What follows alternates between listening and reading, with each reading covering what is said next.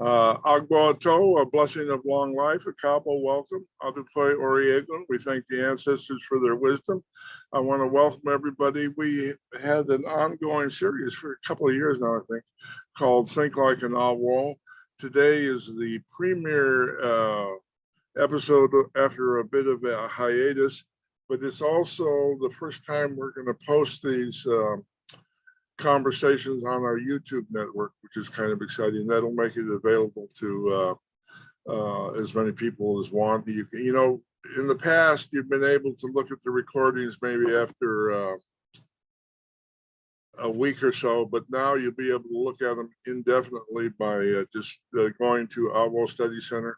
We'll have all that information posted. So I'm asking two things. Please try and keep your mic mute on for the whole dialogue, and also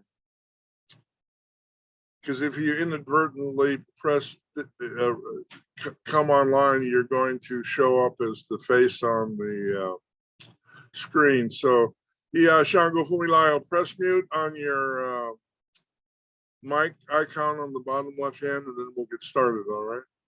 So I want to share a little bit of a personal experience by way of introduction. About 30 years ago, when I first went to Ode Ramo for initiation, I asked to meet with the Gidigbo master. I'd been told that there was martial art in Nigeria among the Yoruba culture called Gidigbo. It's also called Aki and Akin. The Aki means bravery, Akin means brave man. Gidigbo is a word when Oguns come together and dance for Ogun to go into possession. Somebody will yell Gidigbo, Gidigbo, and the connotation, not the exact meaning, but the connotation is let's fight. And so then they have a ceremony where they play King of the Mountain. If you get taken down, you step out of the circle. Last man standing is the winner. And then the king of the village enters the circle, and the winner of the Gidigbo match takes a fall to symbolize that the king, as the symbol of unity, is the real strength of the community. So I asked the Gidigbo if they'd get the Gidigbo mastered and if I could spar with him, because in those days I was full of piss and vinegar and thought I was bad and had some skills as a martial art. Little did I know, right? So he looked like a kid to me. He came out, he was about up to my chest at best. And I'm thinking, oh, I don't want to hurt this guy, so I need to go easy, right? He grabbed my hands and threw me in the air. I told Baba this story yesterday. While I was in the air, I had three thoughts. The first thought was, oh my God, I haven't hit the ground. This is going to hurt.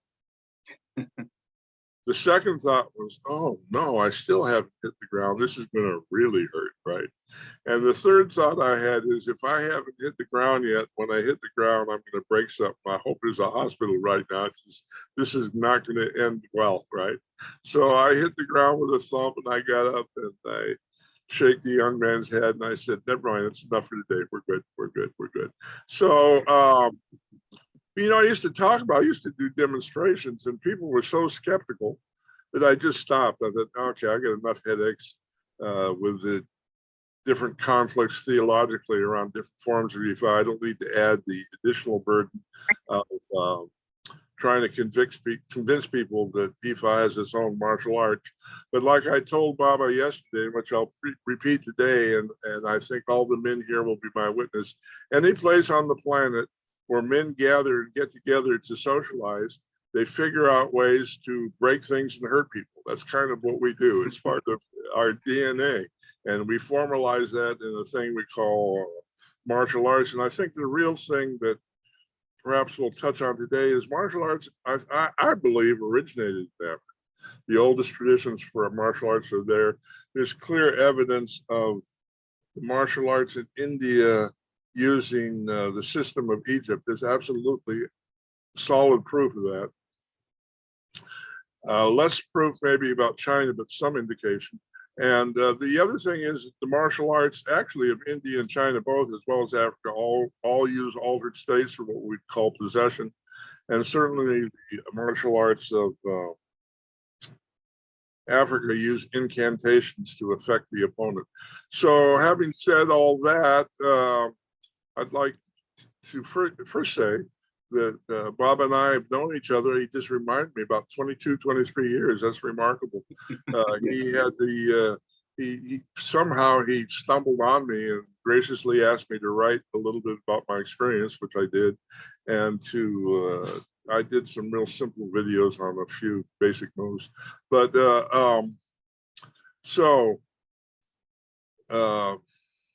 Richard Khamesse, I think I said it right. Yeah. Richard Khamesse is from Kenya. Am I correct? No, Tanzania. Yes. Sorry. Okay. No, Tanzania. My mistake. So I'm going to let you introduce yourself before I mess it up anymore, and just share a little bit where you're from, what your background is, and how you got interested in this topic. Let's start there. All right. Let me start. Thank you, first of all, for allowing me to speak to this platform.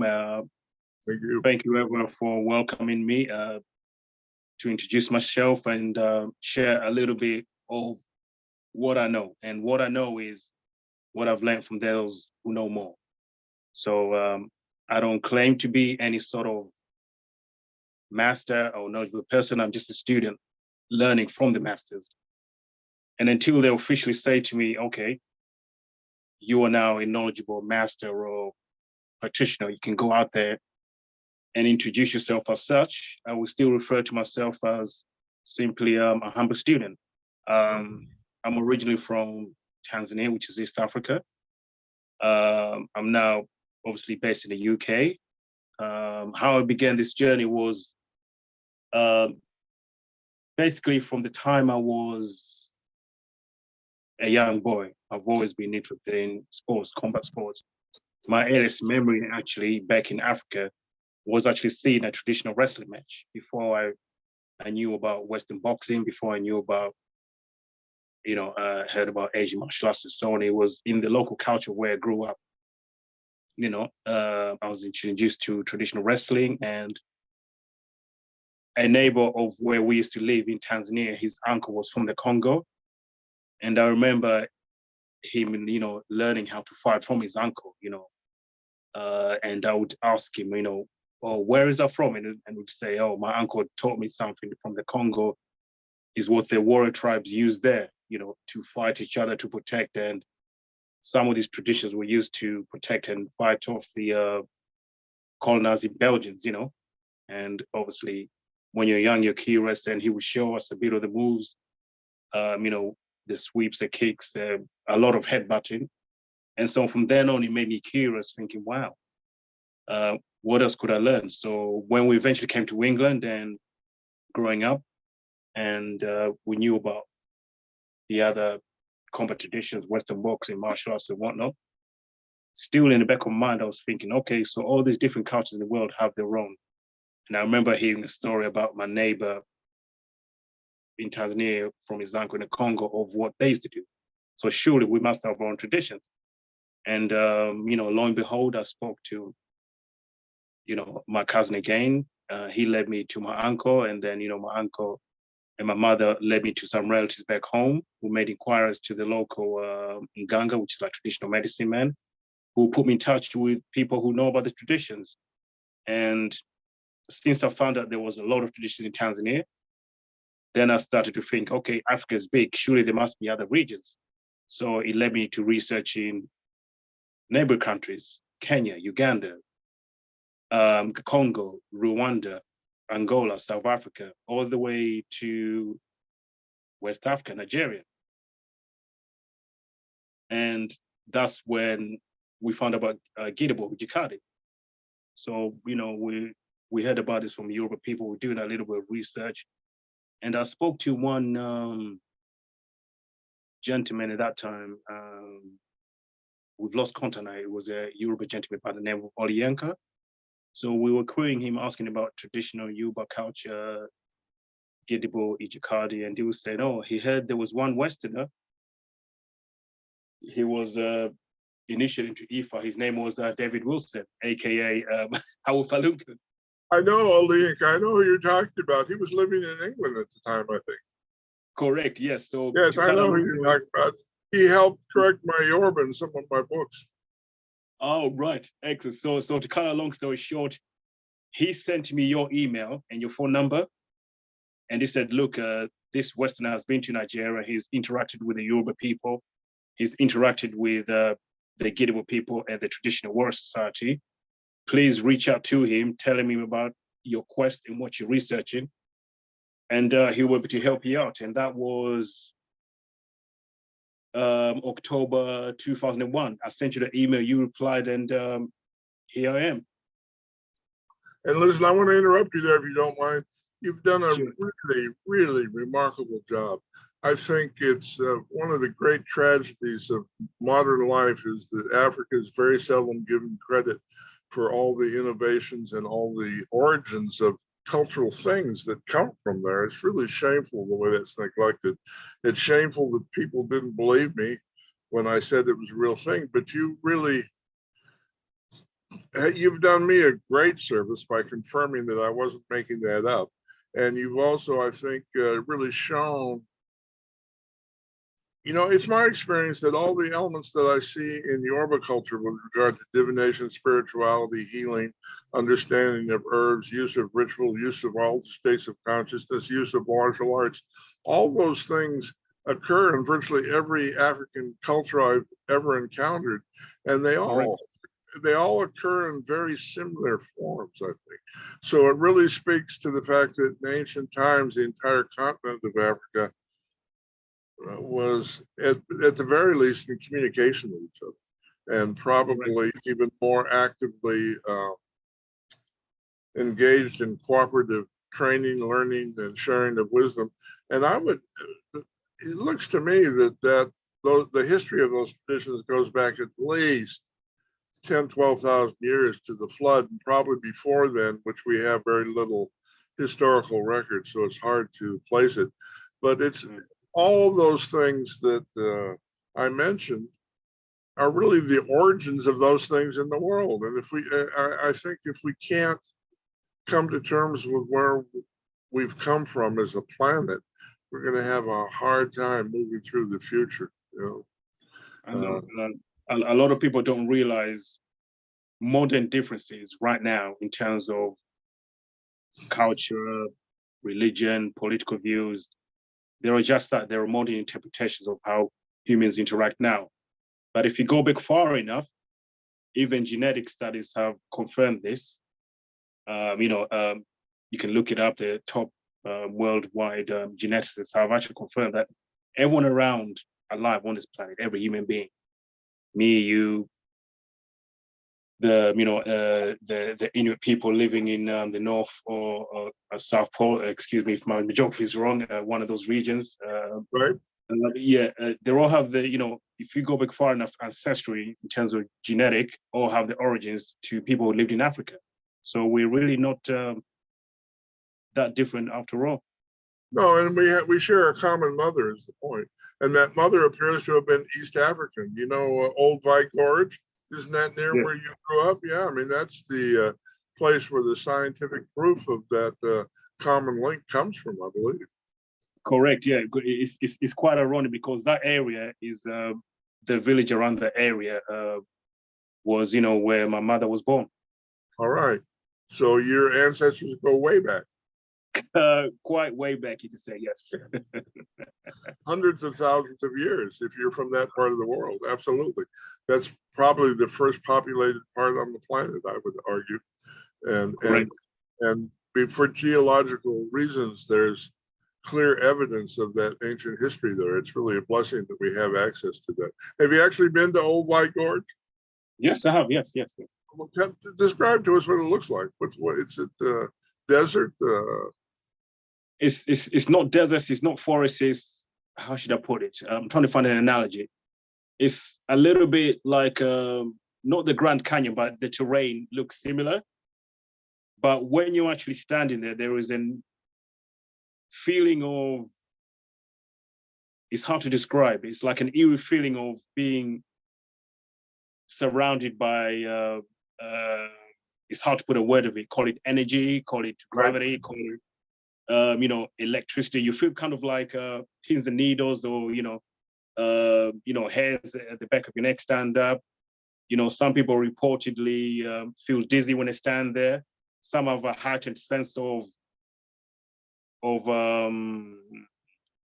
self, like, they can perceive, they can hear you better, they can see clearer, they can even, some have even reported they can see, sound waves. Like, for example, you speak, they can actually see ripples in the sound wave, which is surreal. And I'm sure you can see spirits too and ancestors there as well. Well, I've heard some people, me myself, have never experienced that. I've only experienced the physical, such as I'm sure those people who have experienced those, yes. It's, if you ever get a chance to visit, please do. Listen, I'm going to take you up on that. We'll go together one day. What do you think?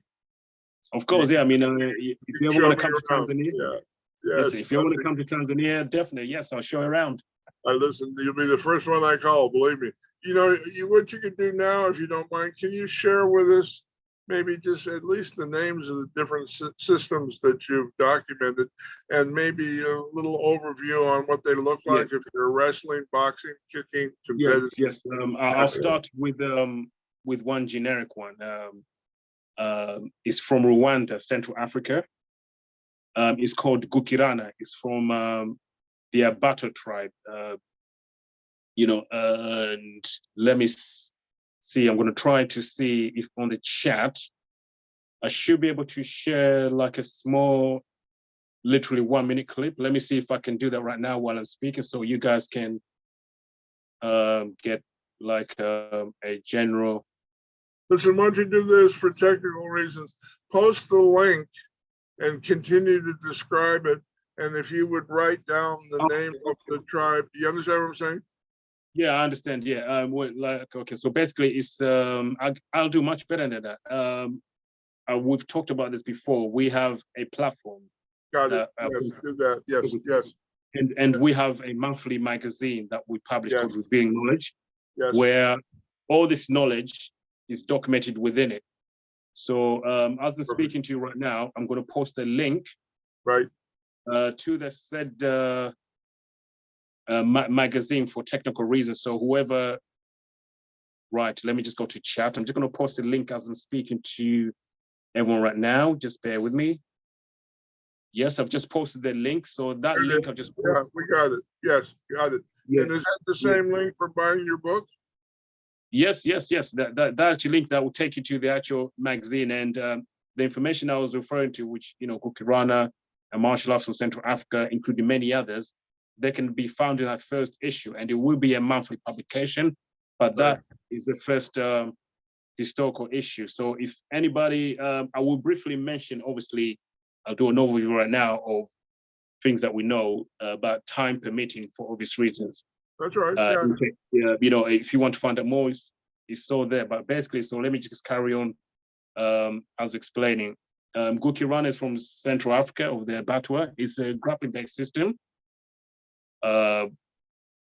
with the usual components, punching, kicking, and whatnot. And Gukirana, in the Abattoir language, when translated into English, actually means it means body games or war games, in reference to the combat traditions of the Abattoir, which before they were used in traditional warfare.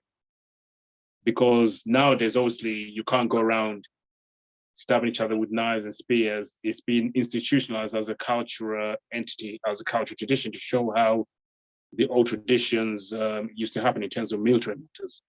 So hence the name Gukirana, which means war traditions or war sports. Describe a few more, and then I have some technical questions. I'll find this down. Yeah, go ahead, please. Okay, cool. So that's Gukirana. The other one I would describe would be obviously something that you're more familiar with. Some Yoruba call it Gidibo, some call it Aki, some call it Ijakadi from West Africa. Practiced by the Yoruba people, specifically by the Yoruba warrior class. Again, grappling based, punching, kicking, wrestling. We actually have contact with several Yoruba Ijakadi masters right now in Nigeria who we're working to actually open it up to the public in terms of institutionalized schools where people can go and learn these combat traditions in the same way you can go and learn judo, karate. So we want to open it up to the public to actually go somewhere where they can learn the basics, the concept, and the actual cultural traditions behind these martial arts, specifically in Nigeria and other parts of Africa. And the third one I'm going to mention is from Angola, Southwest Africa. It's actually called Angola, which is the mother art of capoeira. Oh, wow. Which contrary to popular belief, still exists. Because a lot of people, for political reasons in Brazil, say that capoeira is purely Brazilian, it has no links to Africa, etc. But there was a capoeira instructor by the name of Cobra Monsa. He's a very good friend of mine. He's actually been to Angola and actually visited his Angola master and actually confirmed the connection there. And and they still exist. And when they were presenting capoeira to the Africans in a village, to quote Cobra Monster, one of them actually said, with a tear in his eyes and smiling, "How did our Angola game get over to be overseas?" Not knowing during the transatlantic slave trade, most of his ancestors that were taken took the traditions to the Americas with them, specifically Brazil and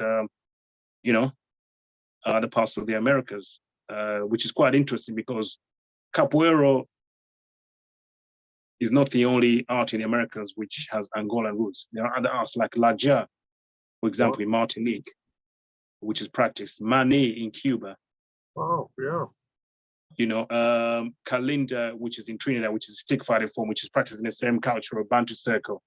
That's still done in Trinidad right now in modern times. In Jamaica, there was one called Buck, which is BUC, which is a creolized term for headbutting, a reference to the headbutting forms which is used in Jamaica, which also has an offshoot from the Bantu traditions. And quite ironically, in America, in the southern United States, off the islands of Georgia and Carolina, an area called the Gula people, they have a tradition which in the African language is known as Una Onsa, which is Unaonse. Let me write this down so people can know the spelling. Una Onsa, 1 second. And in Black America, it's known as knocking and kicking, which has been practiced by the Blacks for over 500 years. Not very well known outside the culture, but it still exists. Wow. And a lot of people, even right now in mainstream culture, specifically in America, don't even know these things exist. And that's right now in the Americas. And we also had links, and we were learning briefly from one particular master from Cuba about Mani. Mani is also the other Afro-Cuban art that still exists in Cuba, which is basically also grappling based with strikes, for example, kicks, knees, elbows, palm strikes, knife hand strikes, jabs.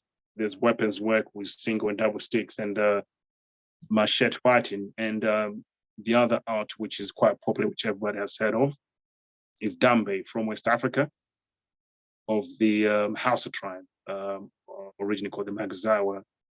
And during colonization or during the arrival of the Arabs, when many Magazawa became Muslim, they became known as the Hausa, but the original name is Maguzawa. In terms of culture entity in Nigeria. And quite ironically, there was another group called the Nupe, N-U-P-E. Right.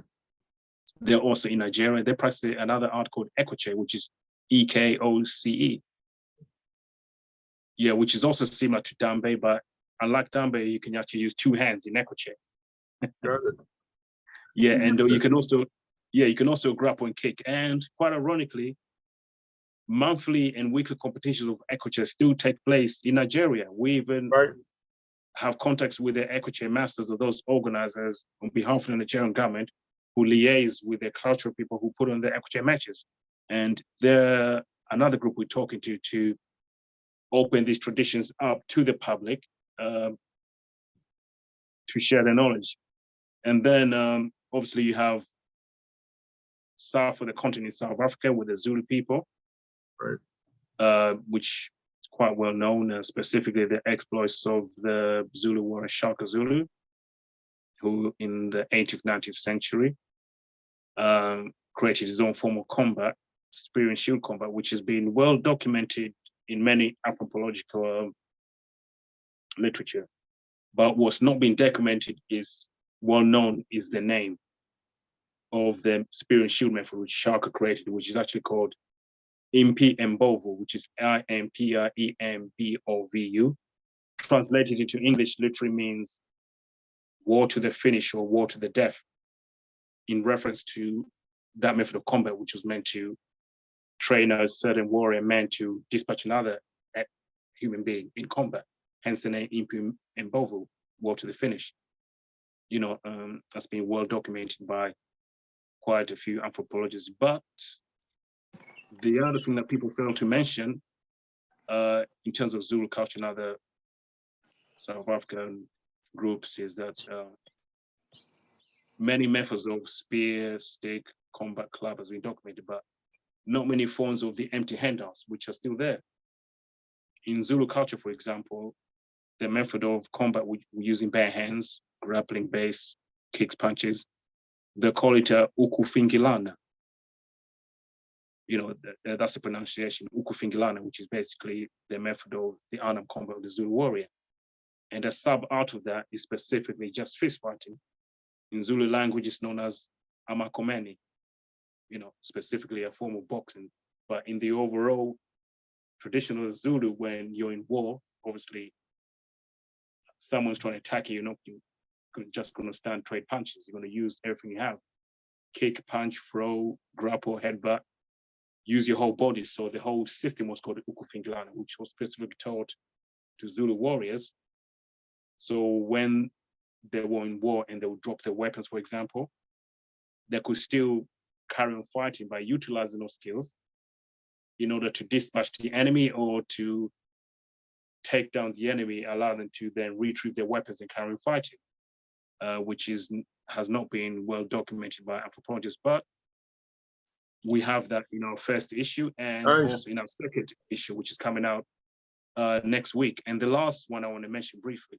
Like I said, these are all brief mentions. I could go on forever, but all these aspects are found in our first issue, which, like I said, is on a link we just posted, and they'll be on following consecutive issues. For those who have any questions, if you do actually go to the specific link, you can purchase said material in PDF format, which you can literally download in 5 minutes, or if you want the physical hard copy, then you select that and it will be, posted to you within a week.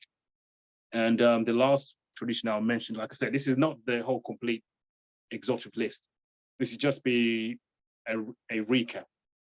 And, because of time circumstances, I cannot sit here and tell you everything I know because it would take literally hours. So the other one I'll briefly mention will be, there was one, let me see. In Kenya, the Kikuyu group, which obviously is the same ethnic group that Jomo Kenyatta came from, the first president of Kenya, when they gained independence from the British, the Kikuyu also have a war tradition. And when they were fighting the British in the independence, some of the underground groups that Jomo Kenyatta was a part of, you heard about the Maji Rebellion, obviously, which has been well documented in the West.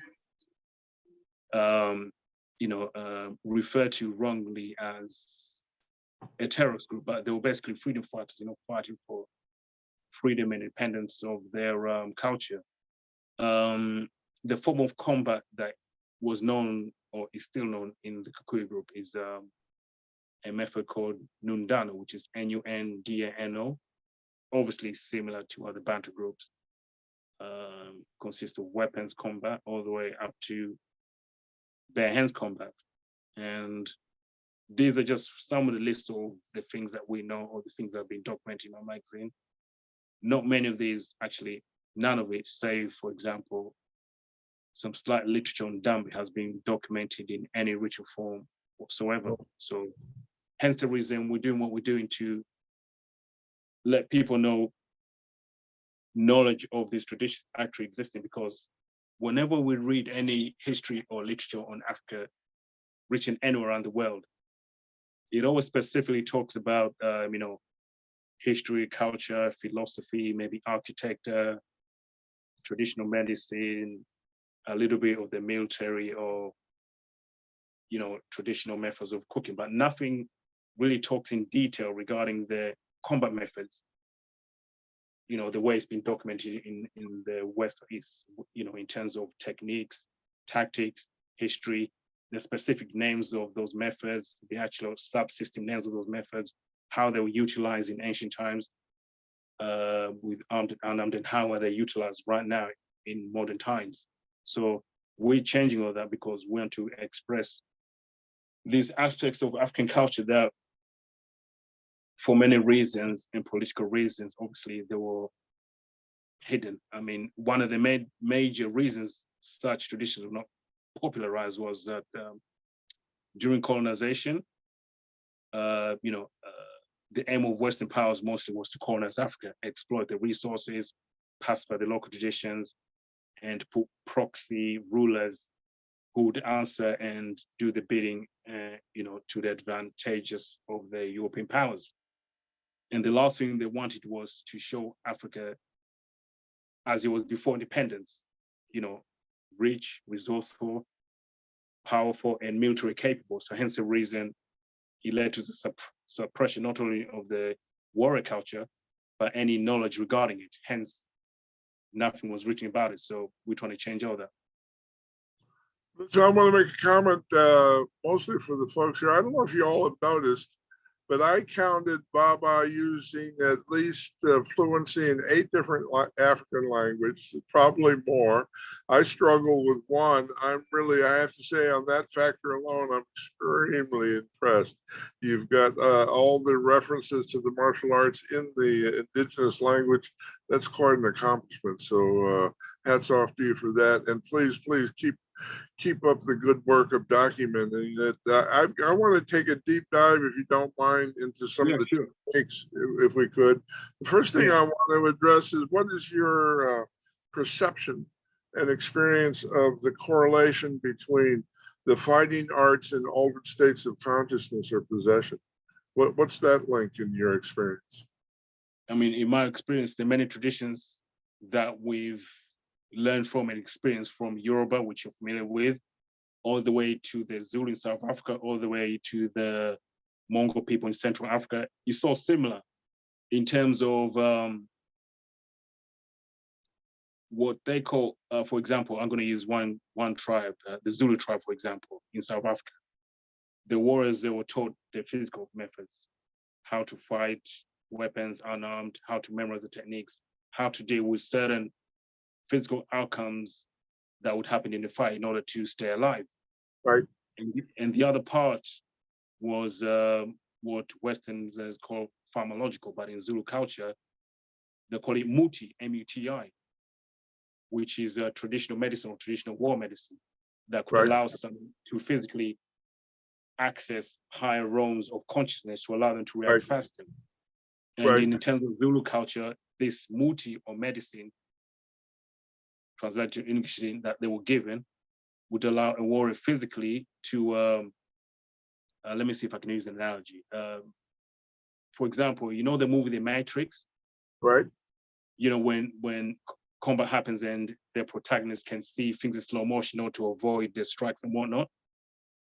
The warriors in Zulu culture reported that when they took this medicine, when an enemy came to attack them, whatever they were doing, whether it's stabbing, fighting, punching, whatever they were doing, in terms of how the warrior, they would perceive it, they would actually perceive as if time was slowing down to such an extent they could react quickly to what was being done to them. But in real time, the person who was attacking the Zulu warrior would just be confused and perplexed, thinking, wow, how does this person know when I'm attacking and can move out of the way? Not knowing that the specific medicine that they give them access to higher altered states of mind that would allow them to perceive things in kind of slow motion. And that has been known not only in Zulu culture, but also in Mongol culture in Central Africa, modern day DRC, Democratic Republic of Congo, who also have their own word traditions. Specifically, there was one called Libanda, which is practiced in Central Africa. And that has similar traditions where when a warrior takes the war medicine, it allows them to perceive time, especially when someone attacks them in slow motion for them to react faster. But in real time, the protagonist who's actually attacking you sees everything as if he's in actual speed, and they'll be thinking, wow, why does he want to try to punch, kick, stab the person? He can move out of it quickly with, as if they will perceive, but they would not know the medicine you took or the meditation that you did in terms of the Mongol tribe in Central Africa allows you to perceive time slower. Lucy, I'm sorry, go ahead. I've got a couple of questions related to firsthand experiences that I've had, maybe so that some of these things sound like far out fantasy comic book stuff, but it's real because I've seen it. One example, I took a Silat student to Ode Ramos. Silat is an Indonesian martial art using knives, and he had brought a rubber knife to demonstrate his art, right? And so he was surrounded by about 200 kids, and he pulled out this knife, and it looked like he was going to stab somebody. I mean, if you didn't know it was a rubber knife, you'd think, oh my God, this guy's going to kill one of the children, right? So the Araba, the chief priest of Ifa for the village, wasn't even paying attention. He was about, he had to have been 50, maybe 100 feet away, sitting on the front porch of his house, watching this, right? And as soon as he saw the person pull the knife out, I was on opposite him. I don't know how he did it, but he went from sitting in this chair to standing between the two of them in a blink of an eye. I did not see him move from here to there. I saw him here, then I saw him there. You understand? And it wasn't like I turned away or I had sand in my eyes. I mean, I literally saw it. He was here and then he was there. And then all the kids said, no, Baba, it's a toy. It's a toy. And he goes, okay. And then he walked back to his chair. But in Western parapsychology, they call that teleportation. Have you seen examples of that? Well, no, I haven't seen it myself, but I have the teachers who we learn from. Right. They have actually experienced similar things and actually seen firsthand what you're referring to. But what I've experienced personally myself was, without saying too much information, because obviously the people are learning from, there's certain things that can talk or not talk about, was taught a form of meditation. Right. Where it allows you to access higher states of consciousness, where you can be aware of your surroundings, right, to such an extent that you can telepathically link your mind to, say, the fish in a sea or the bird flying above or whatever. So when I was meditating, I was asked to focus on my surroundings and to focus on anything I could think of. So at that time I was in a park, I was focusing, I closed my eyes, I did the medication, I counted the required steps. I focused on the pigeon because that was the last thing I saw before I closed my eyes. So I was doing the meditation, I was doing the breathing, and in my mind, I was focusing on the pigeons I saw. And then the man sitting next to me, the voice said, okay, what would you like to happen? And without saying a word, a thought came to my mind was, okay, I would like the pigeons to come and fly down and land in front of me in a straight line, all facing me. Now, this was, I was just thinking this out loud.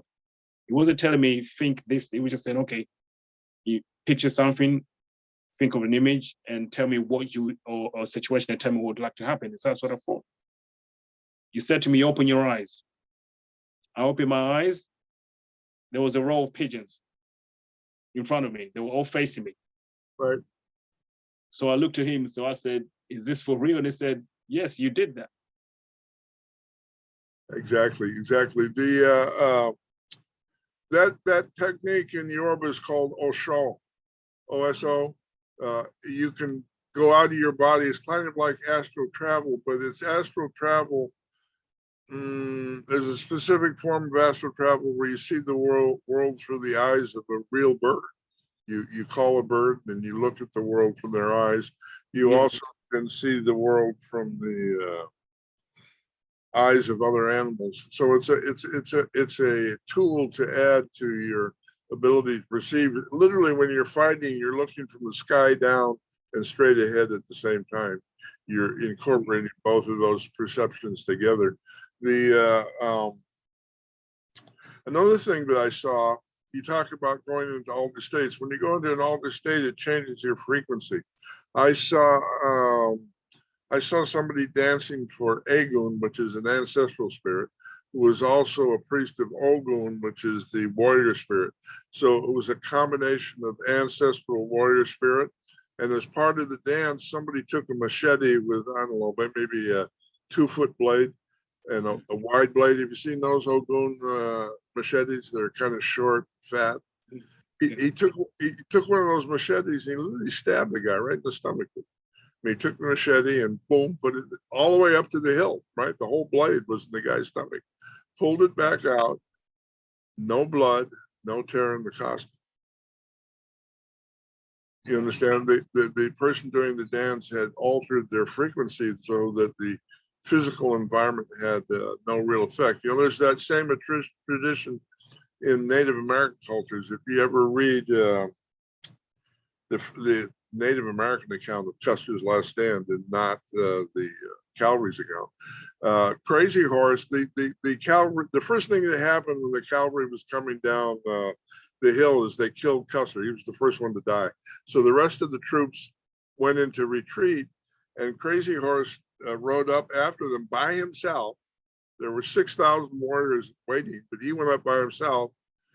He got off his horse and he stood with his arms stretched out and let everybody shoot him. And then he said, "You got to do better than that." And he got on his horse and rode back down, right? So and there's the same story in Yoruba culture. Do you know who Baba Bimbla is? He's one of the elders of the whole tradition in Africa. His father was the chief Ogun priest of a city called Oyo. And in those days, it was taboo to enter the city after dark. Wow. And so the British colonialists had a servant, I guess, who went on an errand and came back in town after dark. And so Abimpla's squad of Ogun guardians captured them and killed them, right? So the next day, the British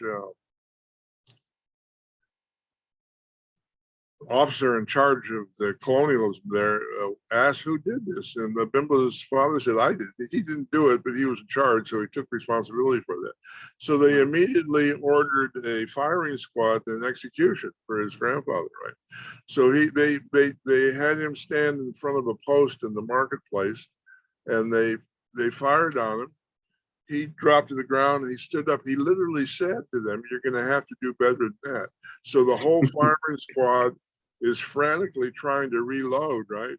And to this day, there's a plaque honoring his courage in dealing with the colonialists there, still in Oyo. And the king of Oyo exempted his family from paying taxes forever as a sign of appreciation for that heroism. So the point is, there are ways to alter your consciousness that affects the whole body, is what I'm trying to say. And I'm wondering if you ran across that in your encounter with the teachers.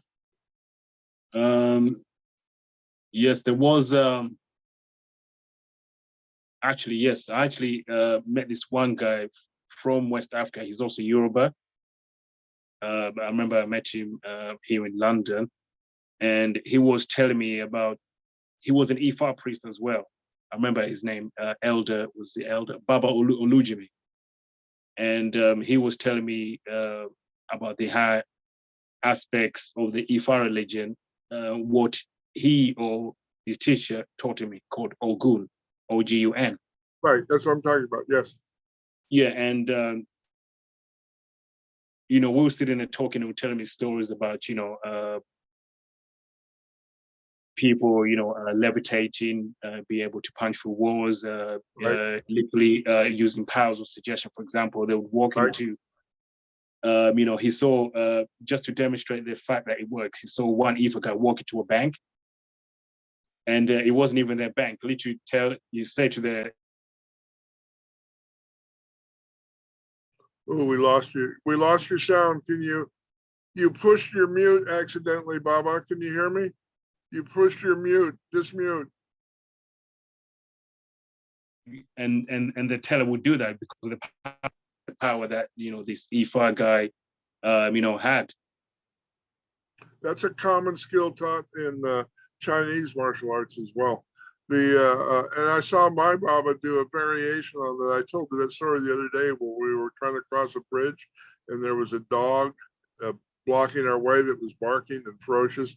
And Baba picked up a handful of dirt, mark on the dirt, and then said a prayer and blew the dirt in the dog's face, and the dog rolled over and went to sleep. And that's kind of a variation, I think, on what you're talking about. But let's talk a little bit about. I've actually done this. I Sure. say is that sometimes it happened in sparring. It happened once in real life. You can knock people down without actually touching them. The ashe and the power that you're channeling is so strong that just projecting the energy out with your hands will knock people back. I mean, I've seen that. I've experienced that. I've done it. I have to say, it happened spontaneously, and I was shocked. I think the minute I realized that the power went away. But I know that to be a real thing. Do you have experience with that? Well, like, the other example was with Baba Olujime, the Yoruba person I was referring to. When he came to London, we were talking. We sat down. We talked for about 2 hours about different subjects, history, culture, specifically about Yoruba culture, and what we're researching in terms of traditional martial arts. And that time, before I knew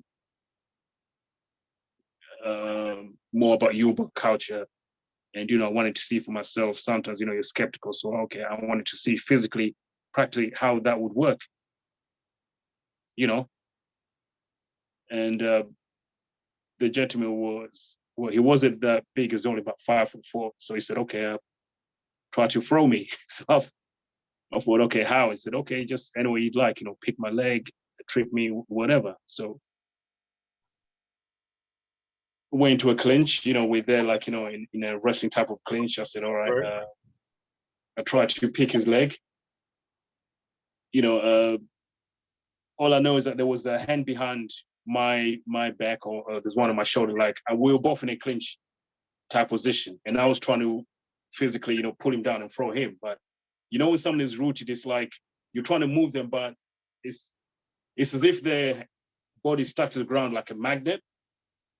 And then there's no any strength. You're thinking, what kind of move them? You pull, you push, you try to trip, nothing. So he said, okay, my turn. And all I heard was like, that's my back hitting the wall. Right, exactly. I've had people knock me across the room too. That's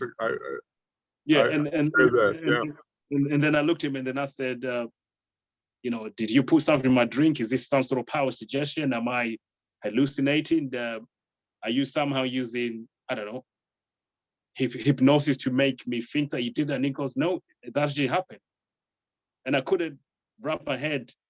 How can physically, he's a small man, he's not big or muscular or, like a bodybuilder, right. But he looks like a small, genuine, but the power that pushed me back, it was surreal. It was, I would say supernatural. It's like nothing you've ever seen. It's physical, right. But not physical. Yeah, I listen that we in Yoruba, that's called accessing the ashe from the earth, and then become a vehicle for it. Comes up through your legs, not your hands. That's a commonly described phenomenon. Yeah, but when I felt it hit me, like push me back, that was powerful. And Yeah. the force that you feel, you feel that the person actually projecting that force, that if they had bad intentions or whatever, they could seriously hurt you. But this was Definitely. Yes. just to demonstrate for me, who was a skeptic, that it's for real. So It is. after that experience, I humbly said to him, "Sorry for doubting you. Yeah. I was just curious." Right. So listen, I've got one more question. Then I'm going to open it up for questions on the chat that people have. Yeah. And my question relates to, I have a Giddybo brother in Ode Rainbow where I was initiated. I told you this story the other day too, who brought a water buffalo into the village for a barbecue for the Christian church. Have you ever seen a water buffalo out in the savannah in Africa? They're huge. Yeah, they're big. They're very big. Very big. Yes. They're twice the size of a cow easily. I know. They're huge. And he was walking, he was carrying in town kind of lackadaisically. The water buffalo was following him. When he got to the barbecue pit, he held the water buffalo's ear up to his mouth. He said something, and all four legs collapsed, and the water buffalo dropped dead, rolled over, and he started slaughtering it, butchering it. Slaughtering it is to kill it, butchering it is to cut it up for steaks. So he literally slaughtered the water buffalo by an incantation, right? And I often give this quiz. I mean, how do you learn that word without dying yourself? I've asked that question hundreds of times to hundreds of people.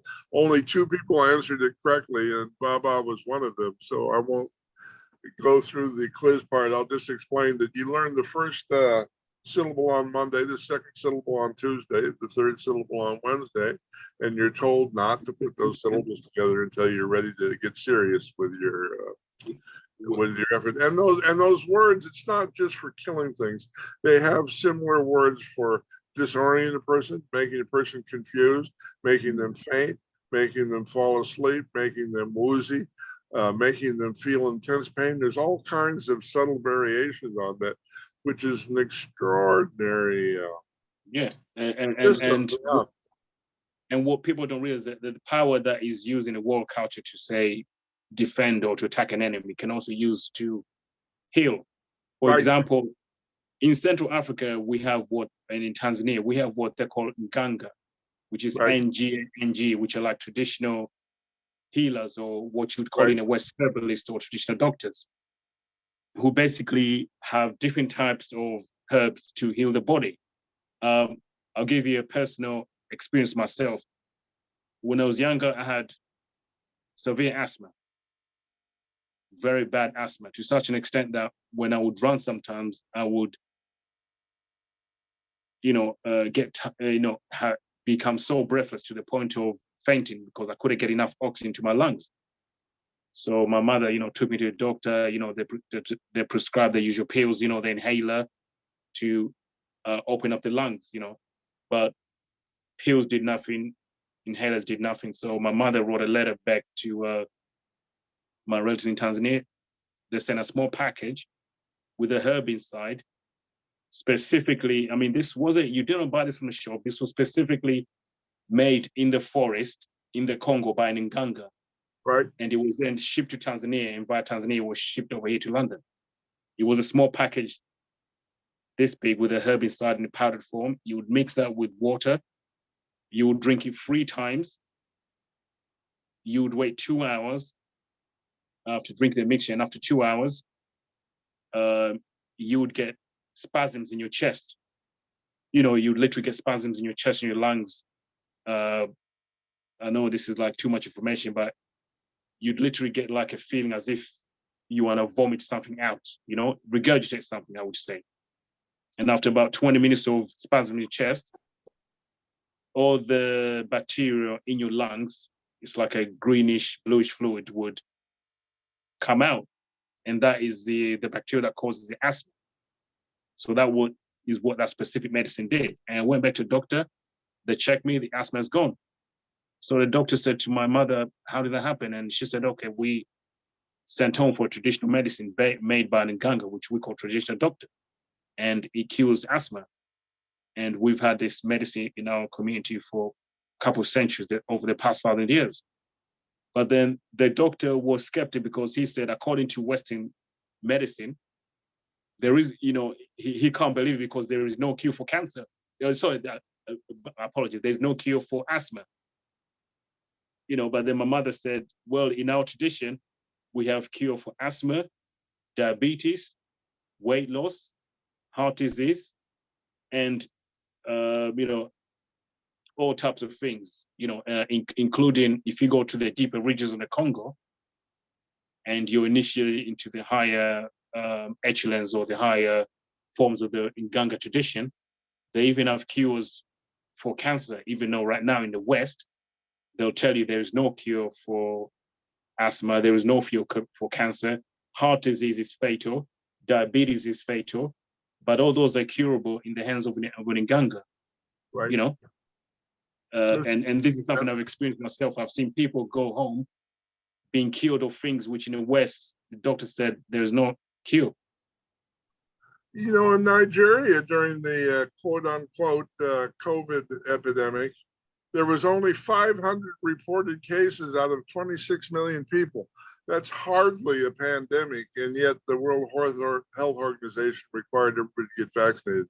That is a whole topic we could spend a day on. Let's not go around that. But I'm confirming the truth in what you're saying is what I'm saying. Also, I don't know if the people listening here notice the linguistic thing that happened there, but I'm a bit of a linguistic, and language sometimes changes as it moves away from its point of origin. So Baba referred to the healers of the Congo as Nganga, right? Isn't that the word you use?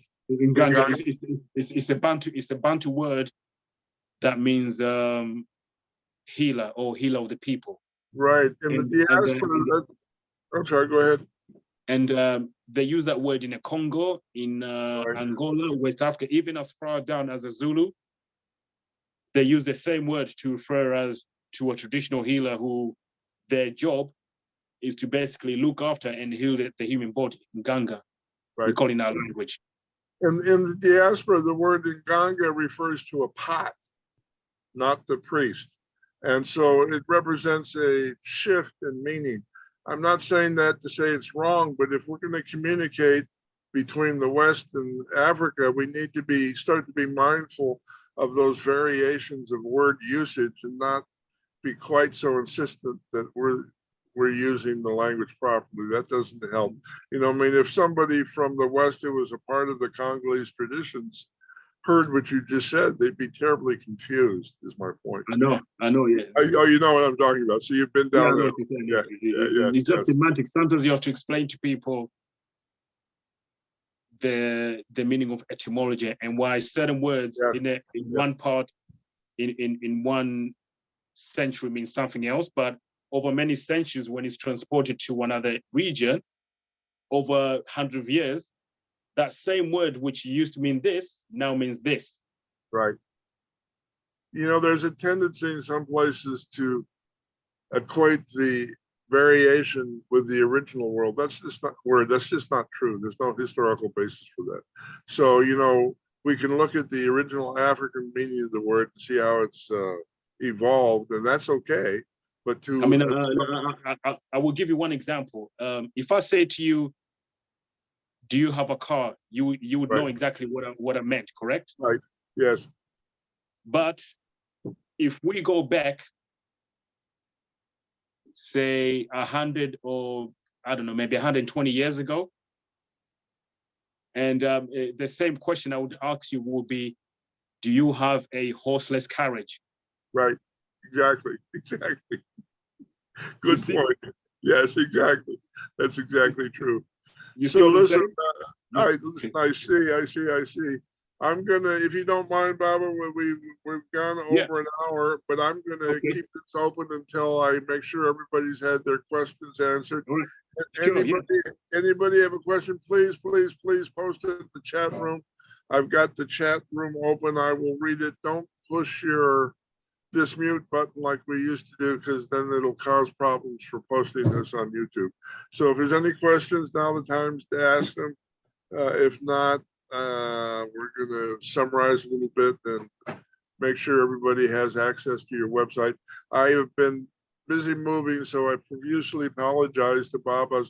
And I'm making this promise now. Tuesday, you will get my prescription in on your website. I promise. It's actually on my list of things to do. So no, I mean, like I said, if your physical copy is 1 week, PDF is 5 minutes. Listen, I like the physical copy, so I might go that route. But in any case, I'm going to get the information here really, really soon. I can tell that a couple of people have questions. Come on, don't be shy. Yes, please ask. Listen, we have the rare opportunity to talk to a man who I would describe as the foremost authority on this subject alive today on the planet, with whoever's second place, not even close. All right. So he was very modest about his skills, which I'm skeptical about. When we meet in person, I'm making him promise to pretend like I won. Otherwise, I won't spar with him. But what I'm talking about specifically is his knowledge of cross-cultural martial arts on the continent. It's really impressive, astonishing. Someone said they left a question back in the conversation. So who is that? Let me see. Yeah, someone called JS. So I left a question at the beginning. Oh my goodness, I think we missed that. Could you please ask? Write your question again, Jonathan, please. Yeah. Not a problem. So yeah. I was trying to give you a compliment. So everybody be clear. We're blessed today to have really the expert on this subject. So in Harlem, we have something called slap boxing, where whoever gets their face touch loses. Are these any African martial arts that are similar to this? Have you ever heard of that kind of tradition? Yes. Yes, they are. Like, for example, in Angola, there is one called Kandeka, which uses palms, knife hands, to palm strike, or what you call slaps. And in Angola, there's one called Kandeka and there's one called Kambangla. Both uses the palm to strike and hit with. So when the Bantu people were taken to America, became slaves, that cross-cultural tradition was taken over to the West, which obviously evolved, and hence your slap boxing. So yes. Nice. There was a question if you had more information about the origins of African stick fighting in Trinidad. Yes. Yes. Yeah, I mean, in Trinidad, for example, stick fighting is called Kalinda, Kalinda. Remember this, the prefix Ka. In the Congo, the word or the term Kalinda meant king or headman, in reference to I'm the ruler, I'm the king or the headman. So hence, when those people were taken to the West by the transatlantic slave trade, what we're talking about in terms of etymology, one word meaning something in one region and meaning something totally in another region, that word Kalinda with the prefix Ka came to, instead of meaning headman or king, came to refer to the whole tradition of stick fighting, which the people were remembering back in Africa when they were free and be ruled over by a king, hence the term Kalinda. Perfect. Listen, the other question was, is there the use of mushrooms as medicine found in African martial art practice? You talked about ingesting medicine to older stages. Yes. I mean, in Zulu culture, part of the medicine of Muti, one of the ingredients which they specifically used was a mushroom, which gave them heightened sense of awareness, speed, power, reaction, and basically, made them to like a super soldier. So yeah, you physically heighten their body to such an extent they will have twice the strength of a regular person. And someone called JS. Yeah, I've got a question here from JS. Sorry, there's one. Yeah, we've answered the mushroom. JS says, what happens when you master the spirit with a physical practice? Basically, when you master the spirit with a physical practice and you become one, you basically become unstoppable. I can attest to that physically. Yeah, listen, I'd like to add that in traditional African cultures that I'm aware of, you wouldn't learn one with the other. The two are always integrated. You learn the fighting skill and the infusion of spirit with the technique. Precisely. The separation. Yeah, yeah, no, nothing is separate like it is in the West. And exactly. I've got a question here from CW, which is Carrie W. She says, are there women's fighting techniques that date back thousands of years? Were there ancient or women warriors? And if so, what were the origins? Yes. In answer to your question, are there women's fighting techniques that date back thousands of years? Yes, they are. Were there ancient women warriors? And if so, what were their regions? Everybody's heard about, the women in Dahomey and whatnot, popularized through Western culture and films, but they were not the only one. In Zulu culture, you had the male regiment, the Amabufu, which were housed in Amakanda, which was specific military areas where the warriors trained. But the mirror of the Amabufu were the female warriors. Contrary to popular belief, Zulu women were not only mothers and wives. It was also compulsory for women in Zulu culture to learn how to defend themselves, both with weapons and unarmed. The logic being, while the men were fighting, for whatever reason, if the enemy got through the barriers or defenses and were attacking the villages, or the whole villages had to move to an undisclosed location, the women were there to be able to muster as the equivalent regiments and then do all the protecting, the fighting, so on and so forth.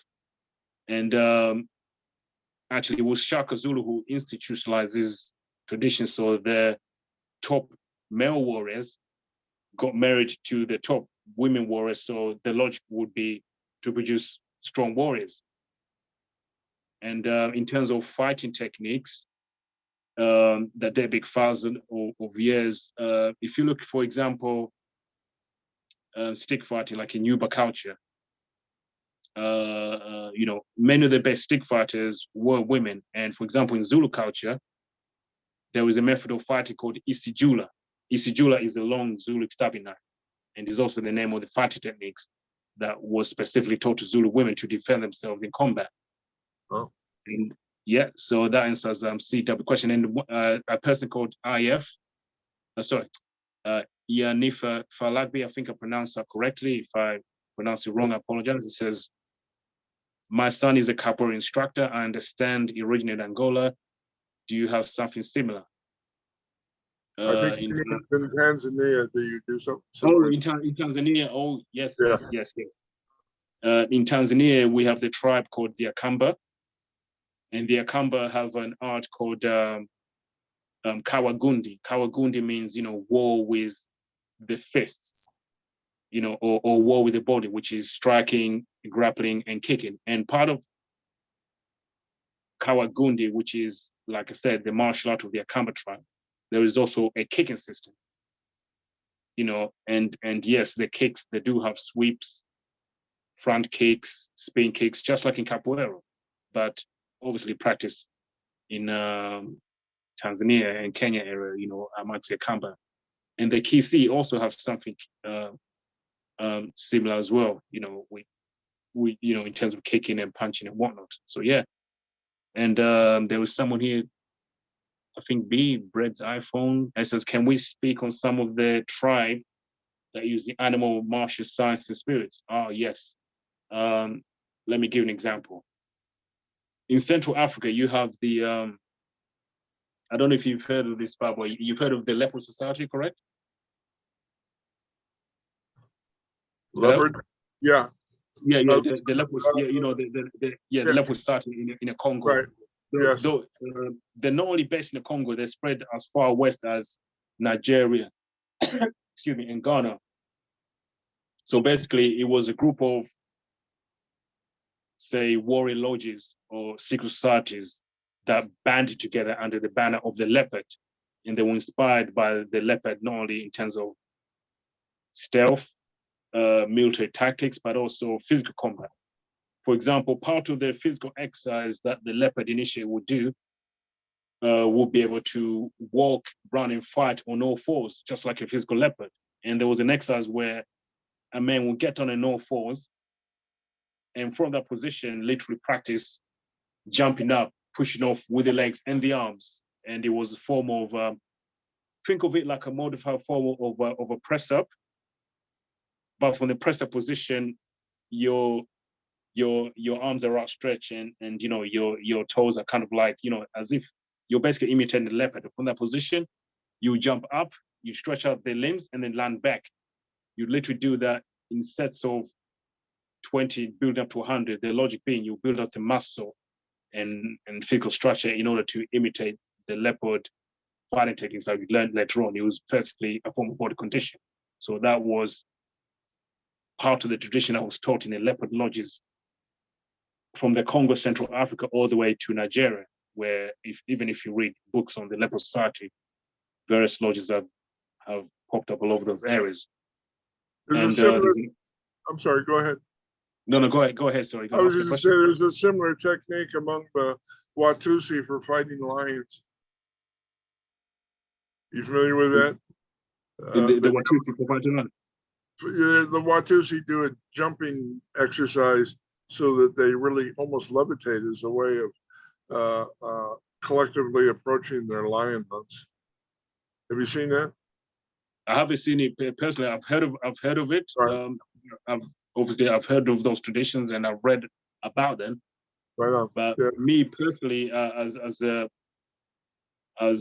person in the field interested in research engineers, I haven't seen it personally. But I can only confirm secondhand what people have said they've seen. Sure. But one day I will make contact and see for myself. I mean, at the moment, I can only speak from what I've seen personally, experienced, and interacted with those who've actually seen those things. Anything I hear second or third hand or read about, until I've actually experienced myself, either physically or via an eyewitness account for someone else, then it's like down to conjecture. I never really say is this real or not, and until we've actually confirmed. If you understand my meaning.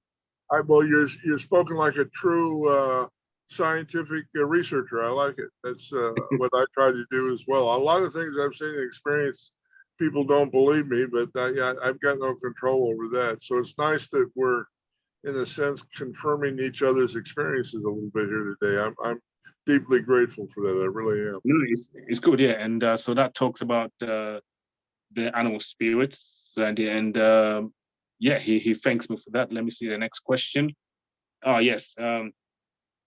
If Brother Info Fase, I think I pronounced it correct, says,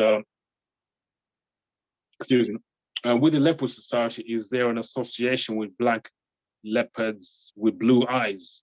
Black leopards with blue eyes. I'm trying to think.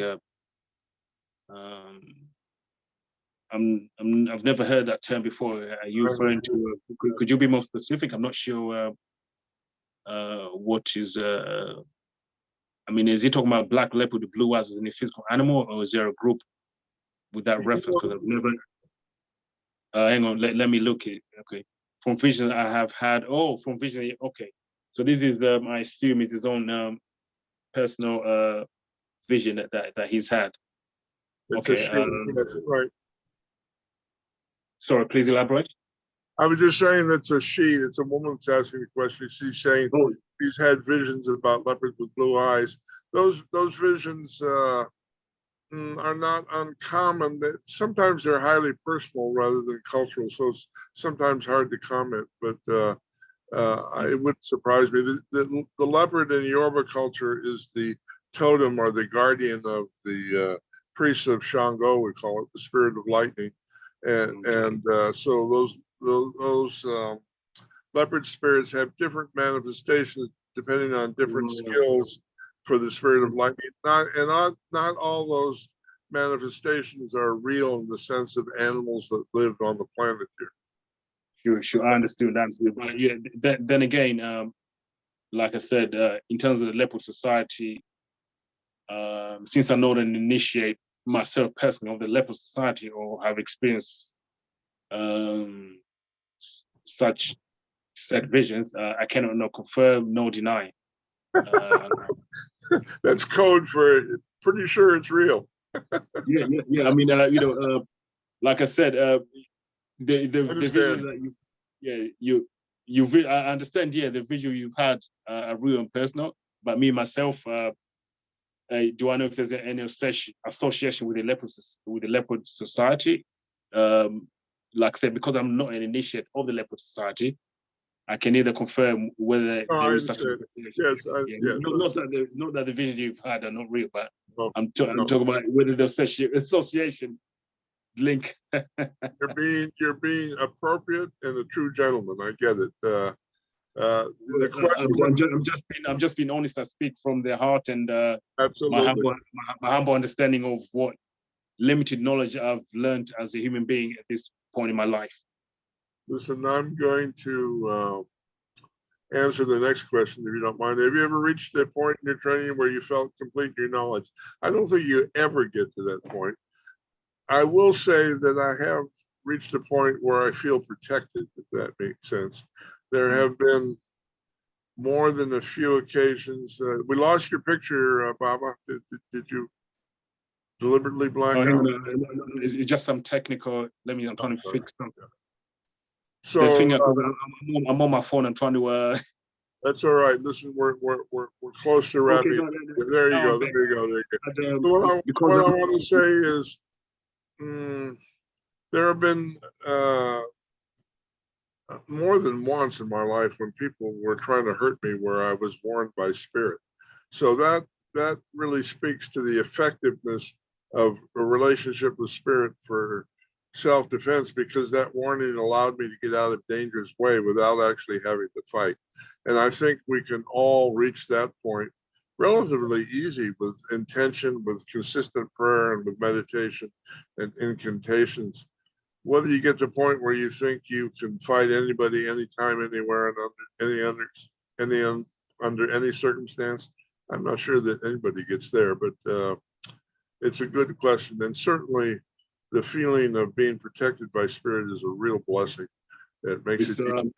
Yeah. I'm glad you said that, because the Zulu shaman Baba Mutwa, who passed away a while back, when he was training to be a traditional healer and a younger, and he was being initiated into the higher levels of that tradition, and in terms of meditation, herbalism, food intake, what he had to learn, he said he reached to a level where his awareness became heightened to such an extent where if he was walking past a person and that person had ill intent or bad intentions, right? He would experience, for example, he would walk past a person and he could hear their thoughts. He would literally hear a person say, "Oh, that old man, he's carrying something in his bag. I wonder, is it money? I wonder, can I rob him?" But he would hear these thoughts of that person. And before the person could do anything, he would turn around and say, "Son, whatever you're thinking of doing, please don't do it." So the person would be shocked, thinking, "Wow, I mean, how do you know? I'm just thinking this. How can you possibly, So he could literally hear people's thoughts. Credo Montois is one of the great spiritual leaders of certainly my lifetime. If people are not familiar with him, get familiar with him. He wrote a really good book. I don't know if you're familiar with Credo Montois.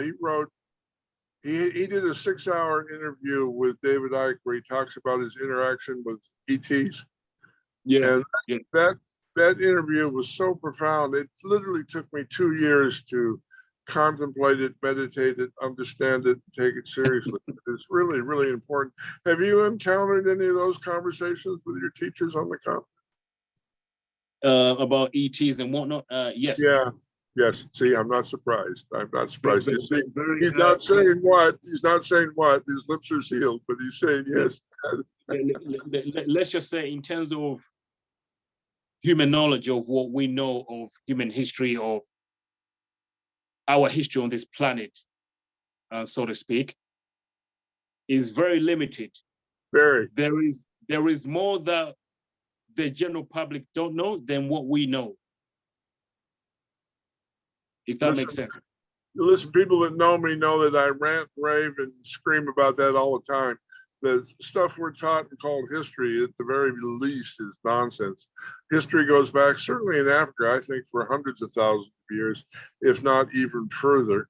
You know, there was a museum, I think in Germany, they found a footprint in Africa. right. I think it was, you know, like somewhere in South Africa, or anyway, they found a human footprint, not a primate, not a crossbreed, but an actual modern human footprint, like me and you. Right. Now, the scientists were confused because when they looked at the rock of where the modern human footprint was found, which at that time no humans were supposed to exist. Right. It was dated to 4.5 million years ago. Yes, I've seen those. And have you seen, there's a man that, you know, Michael Tillinger in South Africa? Yeah. You know, he's got a picture of a footprint that's 6 feet long. That's a big dude. I know. So the so-called major museums of the world, they have found, how should I put this, artifacts that they classify as anomalies. Right. Because the reason they call them anomalies, because they do not fit perfectly into what is regarded as human history of what we know right now. Totally. Yeah, I agree. Yeah. You know, yes. So anything that is found which is an anomaly, they quietly bury it. They don't want to publicize, they don't want to scrutinize, they don't want to ask questions, they just want to bury it and let people, you know, it's like the old saying, ignorance is bliss. Well, listen, I'll give you an example of it. There's a man-made mound of silicon chips in a city called Ile-Ife in Nigeria. And the Awos carry crystals in their medicine bag. And if you go to the silicon mound, it's called Oke Itashe. And if you hit a gong, it causes a resonance in all of the crystals carried by the Awos. It's the original pager. It goes back thousands of years. The African medicine men were carrying pagers, and when they heard the bell go off in their crystal, they'd all gather at this mountain. It's and that's true of how modern times. You know, that's not speculation. I know. So what we call science, the way we know it, is basically knowledge that the mainstream media or those in power, who I should say, right. I don't want to go any further, allow us to know. Listen, that's the subject of the book after the next one that I'm writing called Wakanda is Real. I think I told you about it. Send me an email and I'll send you a copy of it so you can get a review for me if you don't mind. But that's the topic of that. Listen, Baba, I will really want to thank you. I think we're going to kind of wind down here a little bit. Let me just say, next week, Iya Fajalabi and myself are starting a 8-week course on Ifa cosmology. After that, if everybody agrees, show of hands, I'm seriously considering asking Baba to come back for an update and help promote his wonderful research and really bless us with his wisdom. Even though you got your mutes on, can we all give him a big hand and at least mouth a thank you? And if you got your emojis, give him a thumbs up. Last call for question, last call, going. Bob, I got some stuff to do immediately, but I'll call you later today and we'll talk about the next visit. How's that sound? That sounds perfectly fine. And thank you for allowing me time on your platform to talk and to share my platform. And I hope, you yourself can, once you purchase a magazine, you like it. And I hope anyone else is interested and wants to find out more regarding the things I've talked about. I know I've posted it twice already. But for Right. those who's arrived late, let me just post the link one more time. Do that. You know, It's yeah, permanently on. The link is on my website and on my Facebook group page. So it's permanently on those two locations. yeah, After thank you. after I get the material and I read it, if you'd like, I'll do some reviews. If your scholarship is truly impressive. I'm grateful and Thank you, thank you. yes, And I'm impressed. thank you. I'd really appreciate that. And like I said, thank you for giving me this platform to talk about what we do. And I look forward to coming back for a second visit. You will count on it. Stay All right, safe. sir. We'll talk You again. too. Everybody, Allow- thank you for listening to me. Thank you. Bye.